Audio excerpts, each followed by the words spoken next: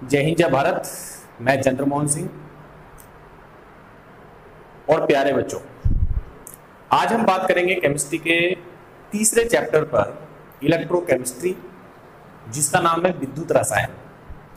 कोशिश करूंगा कि मैं दोनों लैंग्वेज में आपसे बात करूं, इंग्लिश में भी और हिंदी में भी, क्योंकि वीडियो हिंदी वाले बच्चे भी देखते हैं, इंग्लिश वाले भी देखते हैं। तो मेरा पूरा प्रयास रहेगा कि मैं आपसे दोनों लैंग्वेज में जो है डिस्कस करूं। आज हम बच्चों बात करेंगे इलेक्ट्रोकेमिस्ट्री के बहुत ही इंपॉर्टेंट टॉपिक पर, जिसका नाम है इलेक्ट्रोकेमिकल सेल। आज हम बात करने वाले हैं इलेक्ट्रोकेमिकल सेल की। ठीक है बच्चों, इलेक्ट्रोकेमिकल सेल, जिसे आप गैल्वेनिक सेल भी या वोल्टेज सेल भी कह देते हैं इसको। वैसे मैं आपको बता दूं, इलेक्ट्रोकेमिकल सेल के दो टाइप्स होते हैं, एक केमिकल सेल होता है, एक कंसंट्रेशन सेल होता है। लेकिन हम बात केमिकल सेल के व्यू से कर रहे हैं, जिसे डेनियल सेल भी कह देते हैं। ठीक है, देखो, इस सेल को पढ़ने के लिए आज मैं आपके साथ काफी बड़ी डिस्कस करूंगा।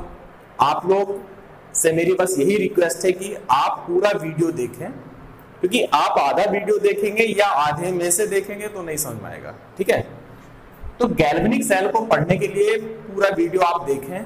मैं कोशिश करूंगा कि आपको आज एक्सप्लेन और बहुत ही ज्यादा सिंपल बातों से आपको रूबरू कराऊं। ठीक है, एक बात। दूसरी बात, देखो बच्चों, जो भी मैं आपको यहाँ बताता हूँ उसको आप अपनी लैंग्वेज में उसका नोट्स बना सकते हैं, अपनी लैंग्वेज में उसे लिख भी सकते हैं। तो गैल्वेनिक सेल को हमें पढ़ना है आज।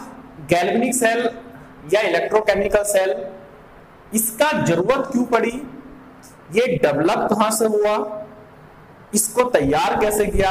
अगर हम इसके ओरिजिन पॉइंट से बात को लेकर चलें तो मैं मानता हूं ये हमारे लिए बहुत आसान हो जाएगा, इसका कॉन्सेप्ट भी समझना बहुत आसान हो जाएगा।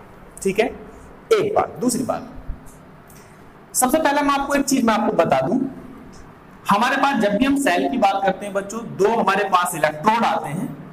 एक तो आता है एनोड और एक आता है कैथोड। बात समझ में आ गई?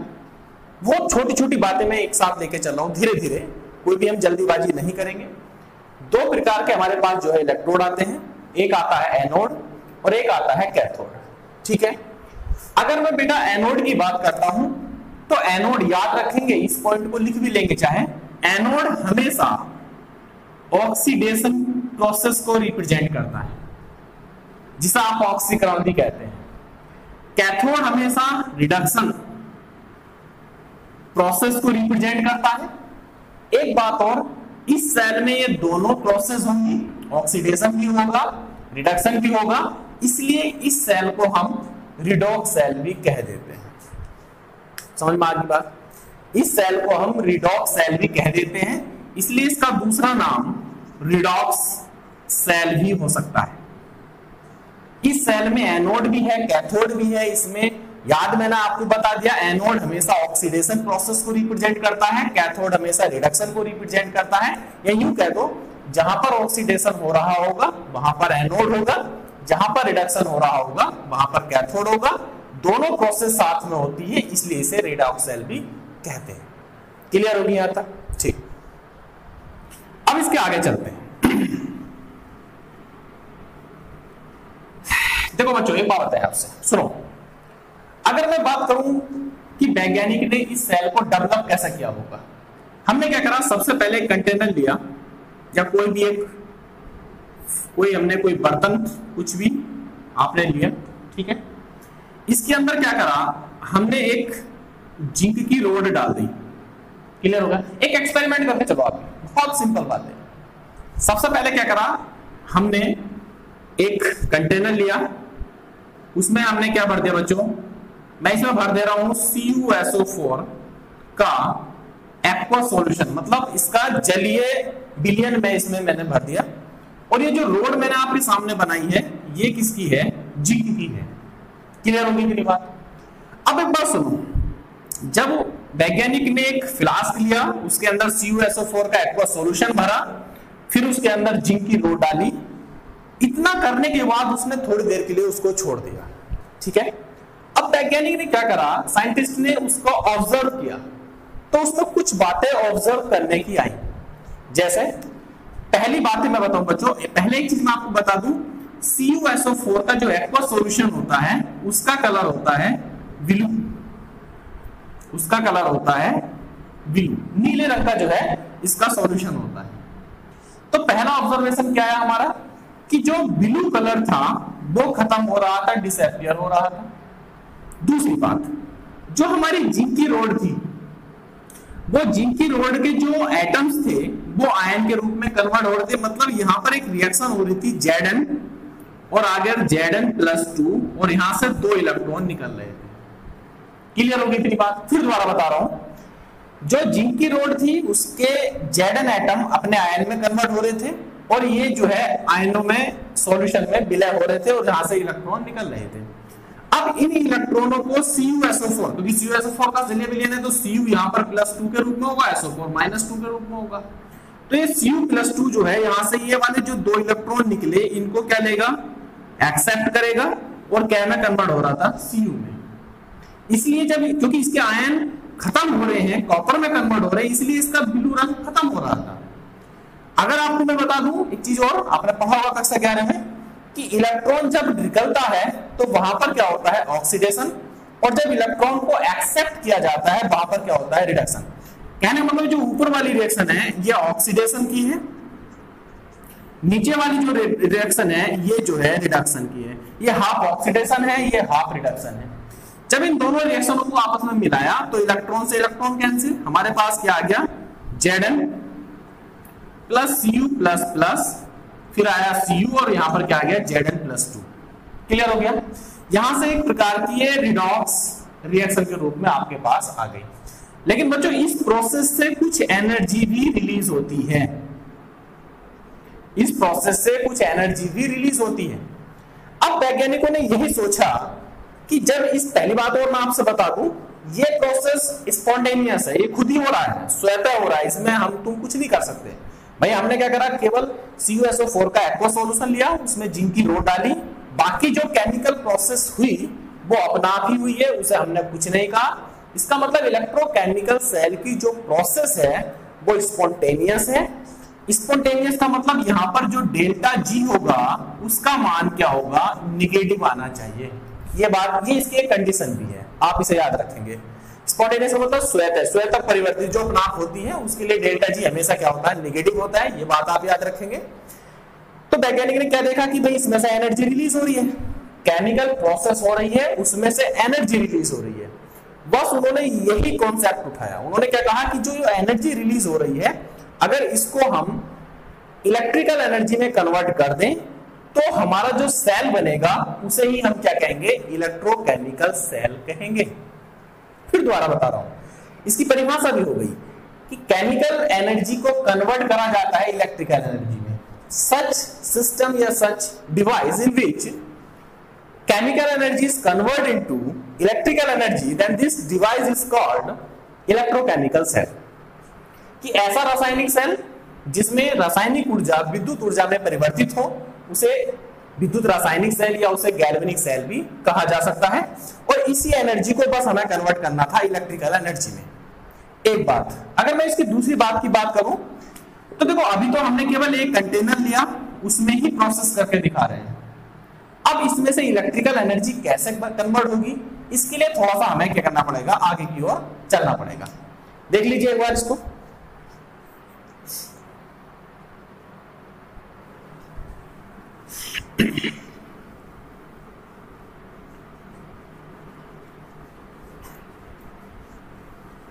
अब इसके बाद हमने क्या करा बच्चों, बात ध्यान दो।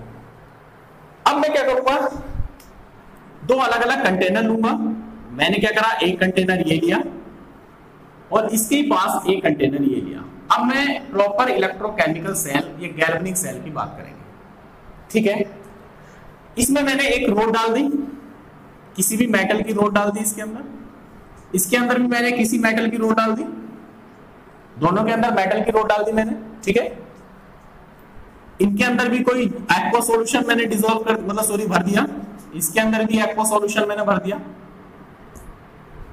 ठीक है। थोड़ा नीचे करके बना लेते हैं, एक मिनट। इसे नीचे करके बना लेंगे थोड़ा सा, तो और आपको साफ दिखाई देगा। मैं यहाँ बना दे रहा हूँ इसको, है ना।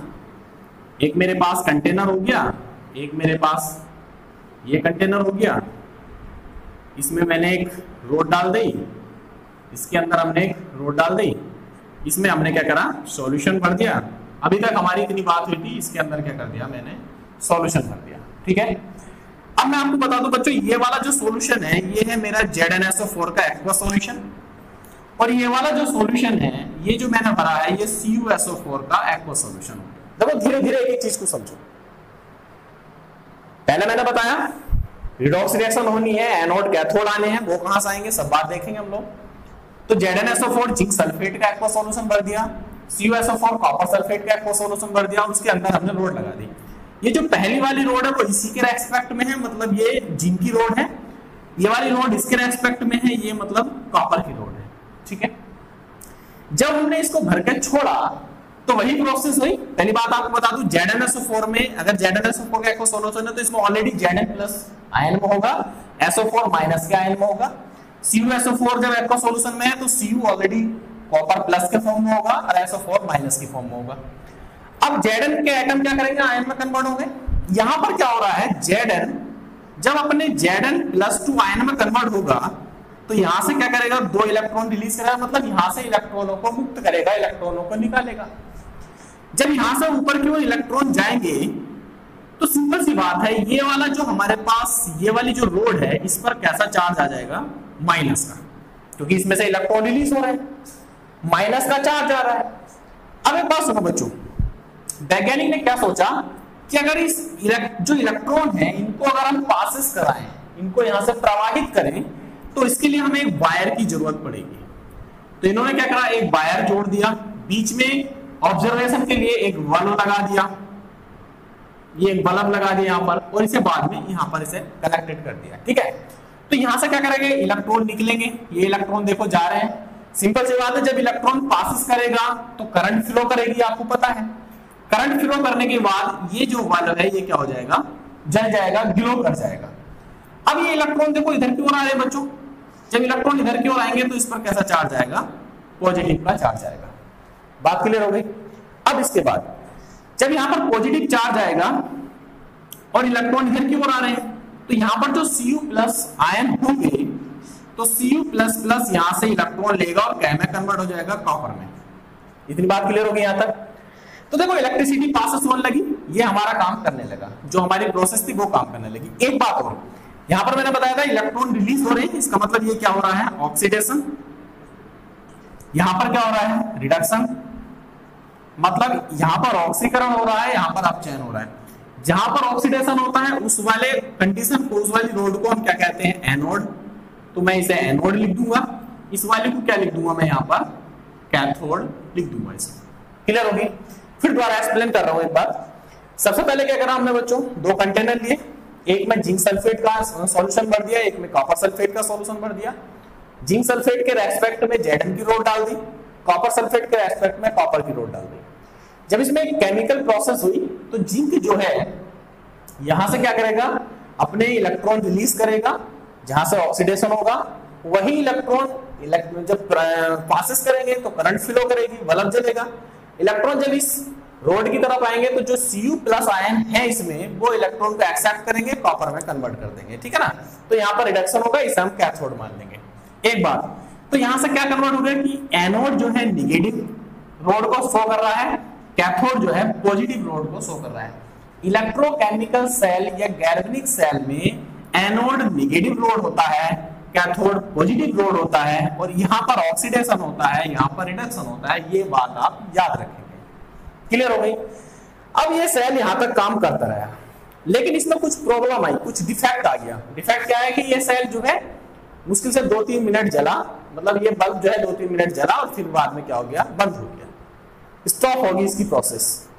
जब ये प्रोसेस स्टॉप हुई तब हमें फिर प्रॉब्लम हुई कि भाई ये क्यों हो रहा है ऐसे। ठीक है ना। अब इसमें एक डिफेक्ट आया बच्चों, मैं डिफेक्ट भी आपको हाथ हाथ बता के चल रहा हूं। होता क्या है एक्चुअली, जब ये इलेक्ट्रॉन यहां ऊपर की ओर जाएंगे, जरा ध्यान समझेंगे, जब इलेक्ट्रॉन ऊपर की ओर जाएंगे तो ये जो Zn+ चार्ज है वो इसके अंदर जाएगा। बात क्लियर हो गई। तो Zn रोड से भी आ रहा है आयन के रूप में, और ZnSO4 में भी Zn प्लस है। इसका मतलब यहां पर जो Zn+2 की जो कंसंट्रेशन है वो क्या हो जाएगी, ज्यादा हो जाएगी किससे, SO4 माइनस माइनस की कंसंट्रेशन से। इस वाली सेल में Zn+2 की कंसंट्रेशन क्या हो जाएगी, ज्यादा हो जाएगी किससे, SO4 की कंसंट्रेशन से। अब यहां पर देखो यहां पर क्या हो रहा है, कॉपर जो है खत्म हो रहा है, यहाँ पर Cu++ इलेक्ट्रॉन लेकर कॉपर, यहाँ पर कॉपर खत्म हो रहा है। तो जब कॉपर खत्म हो रहा है तो यहाँ पर Cu++ की कंसंट्रेशन कम हो जाएगी, इससे SO4 की कंसंट्रेशन से। बात क्लियर हो गई। अब प्रॉब्लम क्या क्रिएट होती है कि हमारा रोड तो है निगेटिव, लेकिन इसका सॉल्यूशन, क्योंकि यहाँ पर +2 चार्ज ज्यादा है, सॉल्यूशन कैसा होता जा रहा है, ये पॉजिटिव। रोड तो है निगेटिव, लेकिन जब सेल को हमने प्रोसेस में डाला तो जो सॉल्यूशन है वो कैसा होता जा रहा है, पॉजिटिव। लेकिन इधर की तरफ देखो, ये रोड तो है पॉजिटिव, लेकिन SO4 माइनस ज्यादा है, तो यहाँ पर सॉल्यूशन की निगेटिविटी ज्यादा बढ़ती जा रही है। ये निगेटिव होता जा रहा है, ये पॉजिटिव होता जा रहा है, ये निगेटिव होता जा रहा है। जब ये सेल चलता रहेगा तो एक कंडीशन ऐसी आएगी कि यहाँ पर पॉजिटिव आयन ज्यादा हो जाएंगे, और जब पॉजिटिव आयन ज्यादा हो जाएंगे तो वो इस इलेक्ट्रॉन को क्यों जाने देगा, क्योंकि पॉजिटिव तो इलेक्ट्रॉन को अट्रैक्ट करता है। तो ये क्या काम करेगा, इलेक्ट्रॉन को अट्रैक्ट कर लेगा अपनी ओर। ये यूं समझो, जब इलेक्ट्रॉन मान लो यहाँ पहुंच भी गए तो यहाँ पर तो Cu++ चार्ज कम है, SO4 ज्यादा हो जाएंगे, तो माइनस का इलेक्ट्रॉन माइनस के SO4 दोनों के बीच में रिपल्सन होगा, प्रतिकर्षण होगा, अर्थात ये इलेक्ट्रॉन को वापस बनाएंगे, एक्सेप्ट करेगा ही नहीं कुछ देर बाद। इसका मतलब इलेक्ट्रॉन का जो है पासेस थ्रू प्रोसेस खत्म हो जाएगा, इलेक्ट्रॉन प्रवाहित नहीं होगा। अब हमारे सामने बहुत बड़ी दिक्कत आ गई थी, हमारा सेल जो है 2-3 मिनट चला, उसके बाद बंद हो गया, ये वाली प्रॉब्लम्स आने लगी। तो अब हम क्या करते, अब बताओ, कोई सेल ऐसा तो नहीं भाई 2 मिनट चलाओ अगला सेल फिर 2 मिनट चलाओ, ऐसा तो नहीं होगा। तो फिर वैज्ञानिकों ने क्या करा, इसमें एक यू शेप की एक ट्यूब डाल दी। साइंटिस्ट ने क्या करा, इनके बीच में कॉमन एक यू शेप ट्यूब डाल दी ग्लास की, जिसे साल्ट ब्रिज भी कहा जाता है, या इसे आप हिंदी में लवण सेतु भी कहते हैं। फिर दोबारा बता रहा हूं, इस प्रॉब्लम से बचने के लिए दोनों कंटेनर को न्यूट्रल करने के लिए जो यूज की जाने वाली ट्यूब होती है उसे साल्ट ब्रिज या लवण सेतु कहते हैं। तो हमने क्या करा, इसमें लवण सेतु डाल दिया। अब लवण सेतु के अंदर हमने क्या करा, कोई ऐसा इंटरनल इलेक्ट्रोलाइट भरना था जो इन सॉल्यूशनों से केमिकल रिएक्शन ना करे। अगर केमिकल रिएक्शन कर भी ले तो कोई भी प्रेसिपिटेट ना बनाए, ठीक है ना। तो यहां पर कुछ इलेक्ट्रोलाइट डाल देते हैं, जैसे KCl, KNO3 या NH4NO3 एक्सेट्रा। बात समझ आएगी। फिर दोबारा बता रहा हूं, तो यहां पर क्या करेंगे, KCl इस सॉल्ट ब्रिज ट्यूब में KCl या KNO3 का जो है सॉल्यूशन भर देंगे, और ये सॉल्यूशन कैसा होना चाहिए, पेस्ट के रूप में होना चाहिए, गाढ़ा सॉल्यूशन होना चाहिए एक तरह से समझो आप। क्योंकि अगर आप इसमें पतला सॉल्यूशन भर दोगे तो वो तो निकल के दोनों कंटेनरों में भर जाएगा। हमें केवल इसके सॉल्यूशन का जो आयन है केवल उनसे मतलब है, पूरे सॉल्यूशन से मतलब नहीं है। तो हम क्या करते हैं, इसमें KCl का या KNO3 मतलब इस प्रकार के इलेक्ट्रोलाइट का एक क्या कर देंगे, एक जेल के रूप में या पेस्ट के रूप में सॉल्यूशन भर देंगे। अब KCl मान लो हमने क्या भरा, KCl भर दिया, तो KCl बेटा आप जानते हैं K+Cl- में टूटता है। तो होता क्या है, अगर मान लो यहाँ पर पॉजिटिव चार्ज ज्यादा होंगे तो इधर से Cl- आएगा और उसे क्या कर देगा, न्यूट्रल कर देगा। अगर मैं इधर की ओर आऊं तो अगर यहाँ निगेटिव वाले चार्ज ज्यादा होंगे तो इधर से पोटेशियम आएगा, उसे क्या कर देगा, न्यूट्रल कर देगा। तो कहना चाहिए कंटेनरों को या इनके जो हमारे पास पूरे सेल को न्यूट्रलाइज करने के लिए हमें साल्ट ब्रिज की जरूरत पड़ती है। अब जब ये अपना में ये दोनों ही कंडीशनों को न्यूट्रल करता रहेगा तो ना तो पॉजिटिव चार्ज ज्यादा होगा ना ही इधर की तरफ निगेटिव चार्ज ज्यादा होगा। जब पॉजिटिव और निगेटिव चार्ज ज्यादा नहीं होगा तो सेल हमारा बहुत अच्छे से कार्य करता रहेगा। ठीक है, बाद में हम लिखना चाहे तो लिख सकते हैं। इधर से हम क्या लिखेंगे बेटा, Zn reaction arrow Zn+2 electron, फिर इधर से ये लिख लो आप Cu+2 प्लस के 2 इलेक्ट्रॉन रिएक्शन एरो Cu। जब आप इसे करोगे तो यहां से क्या आ जाएगा, Zn प्लस के इलेक्ट्रॉन से इलेक्ट्रॉन कटेंगे ना, तो यहां से क्या आ जाएगा Cu+2 और यहां से क्या आ जाएगा Zn+2 और आ जाएगा कॉपर। ये हमारी जो है इसकी रिएक्शन आ जाएगी। तो इस प्रकार से पूरा इलेक्ट्रोकेमिकल सेल जो है वर्किंग करता है, वर्क करता है। ये हमारे पास प्रोसेस है इसकी।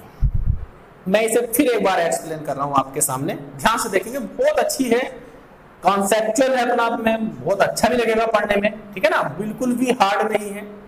मैंने शुरू में आपसे क्या कहा था, मैं इसे दोबारा रिपीट कर रहा हूं। सबसे पहले क्या करा, वैज्ञानिक ने एक कंटेनर लिया, एक कंटेनर लिया था, उस कंटेनर में हमने क्या करा था, कॉपर सल्फेट का सॉल्यूशन डाला था। कॉपर सल्फेट के सॉल्यूशन में जिंक की रोड डाली थी।